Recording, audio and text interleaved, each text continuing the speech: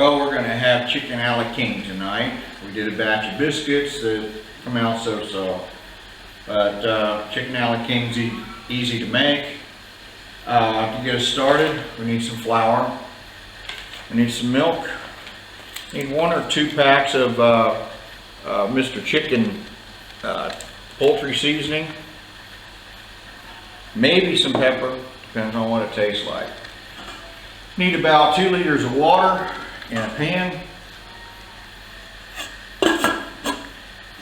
Needs about 3 good sized pieces of chicken. I like to have a mix between white and dark meat there.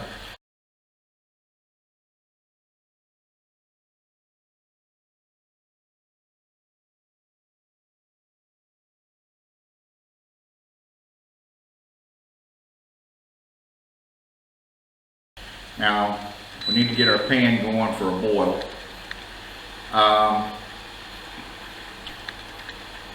For these parts like this, I'll shred these off with a fork when they're finished cooking. So I'm going to put those in right away. Now let them go with it. Oh, here's a little piece of breast, we'll throw that in there. Okay, now for the breast, it doesn't shred so easy with a fork because it has long strands. So I like to cut across it about 3 or 4 pieces. And we leave the skin on it because that makes a nice broth.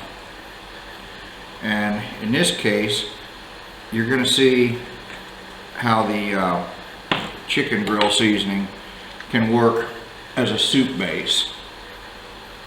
So we put these in here and we get them cooking and we clean up our table and we get ready for the next thing. While we're waiting for our chicken to cook, there's a few things we can do to speed this up a little bit. One is we can go ahead and put some of this poultry seasoning in here. Start off with 1 pack. That may be all we need. It may not. We'll stir this in here. We'll have to taste it a little bit later when the chicken's cooked. But this will cook into the chicken this way, and it'll be a little bit better that way. And if you see the little green things floating in there, that's parsley. You can add extra parsley, but you don't have to. Another thing you can do while you're waiting for your chicken to cook is pre-mix your paste. Chicken a la king is really another name for it's cream chicken, and for it to be cream chicken, it needs to have some cream to go with the chicken, or we need to make it creamy. So you've seen me do this trick before with gravy and a few other things. You take your milk and your flour and you mix it cold in a bowl ahead of time, and you get the lumps out of it that way. And when you add it to the well, in the case of this, we'll be adding it to the chicken. When we add it to the chicken, we won't have flour balls or flour lumps in it, you know, when somebody goes to eat it. That's unpleasant. Everybody likes a real smooth, creamy cream chicken. And that's what we're working on here. Still have some flour balls stuck to the fork. I'm getting rid of them now. May need to add a little more milk. But you have to remember we got a pan of water. So we kind of want this thick. And also, I wouldn't start doing this until the chicken's about half cooked. You can add a little more milk to it. If you let it sit too long, it gets too thick. See, now we got it just about right. And we may have to do this again, so keep the bowl handy. We'll have to see after we get the chicken separated from the bones and it goes back in the water again. So at least we got our first batch mixed up and waiting for us. Now, we'll be back again when the chicken's done. Okay, it's been about 20 or 25 minutes since this started boiling. Now, I want to take a gamble. I know the breast pieces would be done already. I can take them out.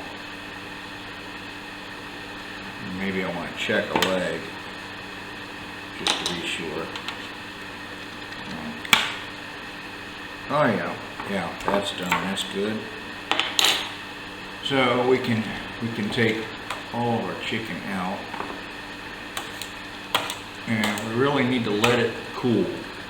Okay, we let this cool a little bit, and what we'll do then is we'll begin to shred it with a fork.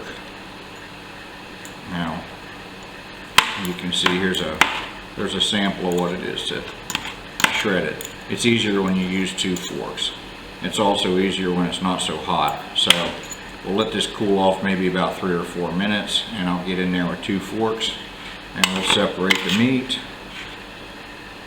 and we'll put it back in the water. And we got some small pieces here. Put back in the water. Like so. And we'll be back in a few minutes when this has had some time to cool. Okay, this has cooled off about 5 minutes. It don't take that long. And it's good to have a pan big enough to give yourself room to work. And when we get to the legs, I've got to work around the bones. That's what I'm going to have to get my fingers into it. But for the breast right now, you see how well 2 forks can do. There's part of a leg. We can shred this like so.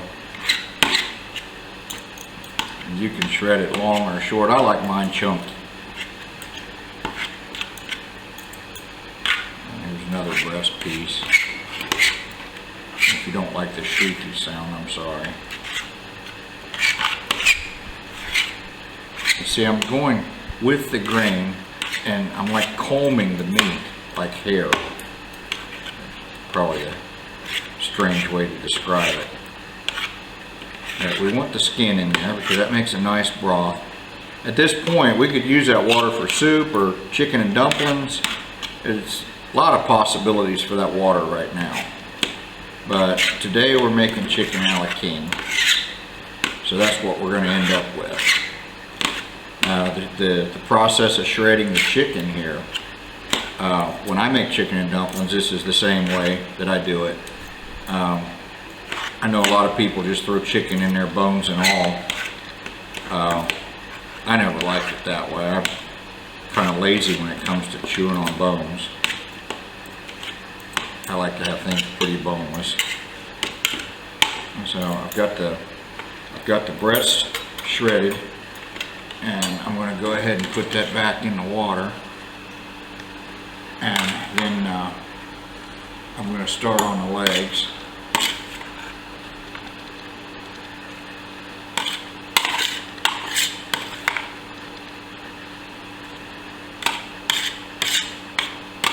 Now when I did chicken and dumplings, or chicken a la king especially,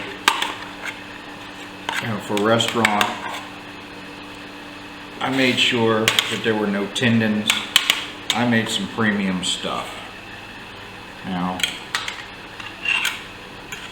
I want to get into this with my hands. We want the skin.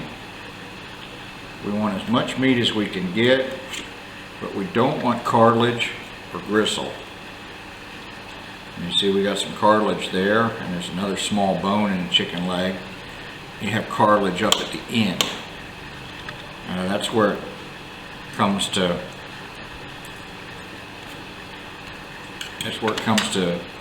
using your hands.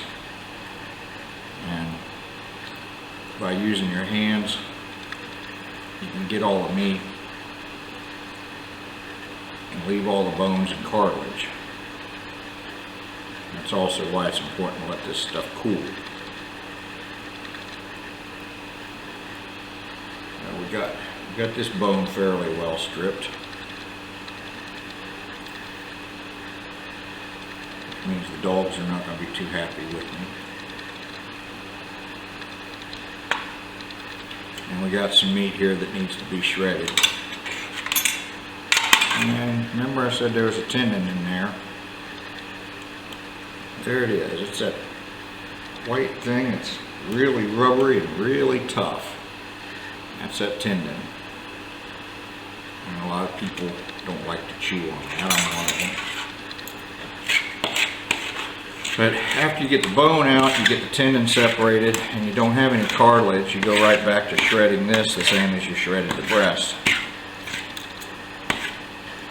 And when it's, you just comb the meat. You go the length of the leg, you can see the meat has a grain in it, just like wood. You follow the grain, and you wind up with some really tender stuff. Okay, so we got one leg stripped. Put that in there. Like that.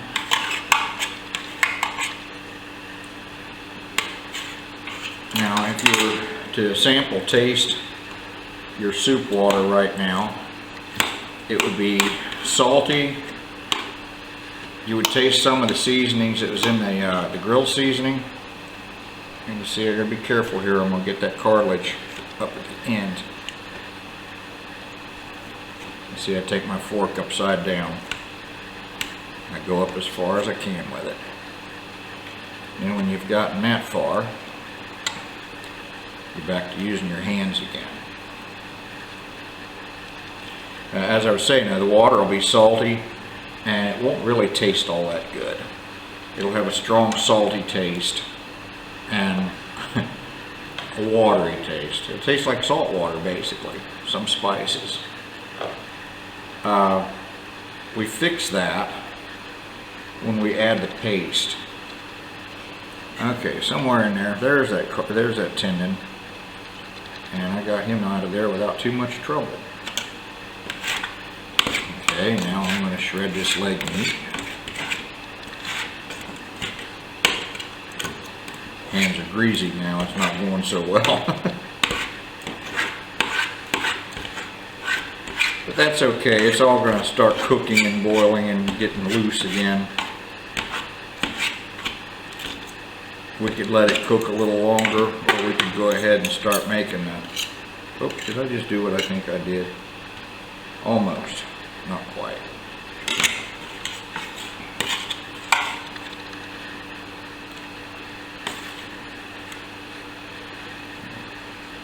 Okay. We can be happy, the dogs will not be happy, and the chicken is certainly not happy. We can stir this up now.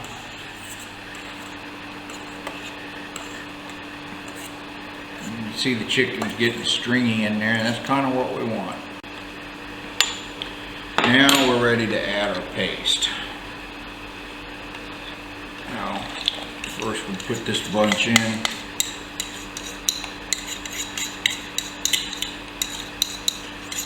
And this will start thickening up. Now, depending on how much water we got, how much chicken we got, we may need to add that again. We may do that one more time. But if you look at it, it's starting to get the right color now. And it's already starting to thicken a little bit.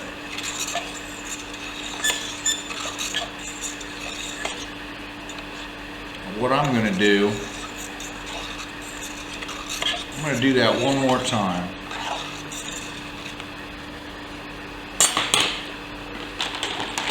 Get me some flour, same as we did before. I'm going to make an extra thick batch here. Do our milk, same as we did before. Why didn't I clean the fork? Because it has chicken on it. Guess where this is going? In with the chicken.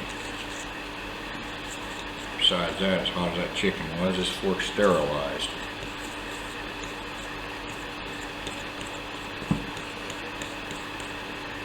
And we'll work our lumps out again.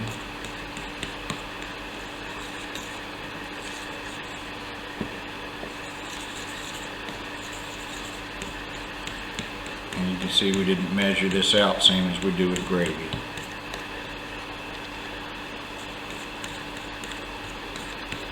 We use a measuring method called That Looks Good. You see, we're getting a thick paste here now. Go around the sides real good and the bottom. Make sure you don't have any flour balls sticking anywhere.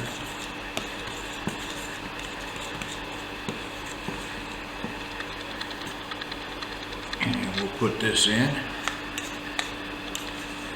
And as it cooks, it should be thick enough. The only thing left to do after that is to double check your seasoning.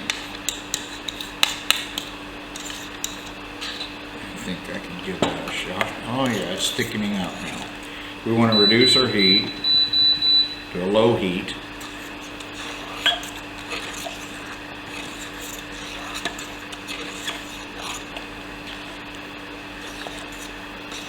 And you want to simmer it at a low heat, stirring. Make sure it doesn't stick. If you still have some stuff stuck on your fork, use the other fork to clean it off.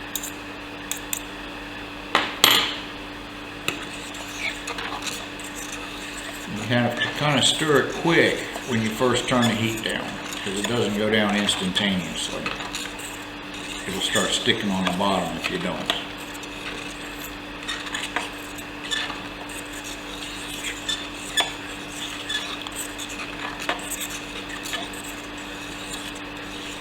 Now what I like to do at this point is where I would check the seasoning. So I take a spoon, I let it cool.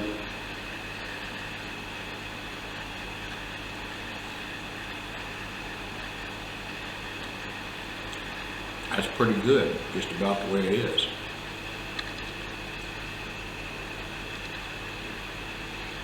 Matter of fact, that's very good. For my own self, I like to add a little pepper, black pepper. Put some black pepper in here. You may want to add some parsley to it.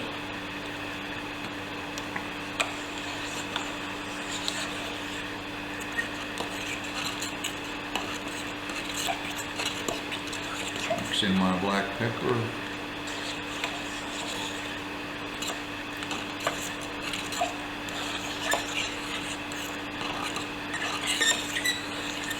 Okay, while this is simmering on a very low heat, I'll clean off my table and we'll get ready for phase 2.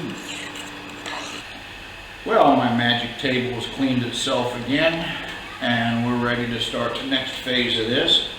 Let's start with a semi-jumbo biscuit. I'm going to cut this thing. I say semi-jumbo because it is not tall and fluffy. It's not even very soft. It's been a problem for over a month here, and I still don't know why.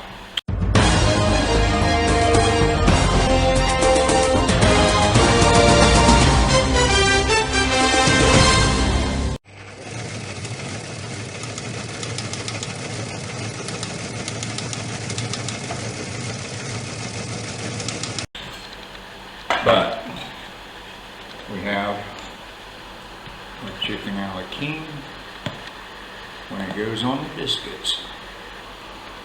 Now, if I make this for myself, I would have put another breast in probably. I like a lot of meat on mine. But it's your recipe. You can adjust it how you want. And there is your chicken a la king, or some people call it cream chicken. Eat 'em up.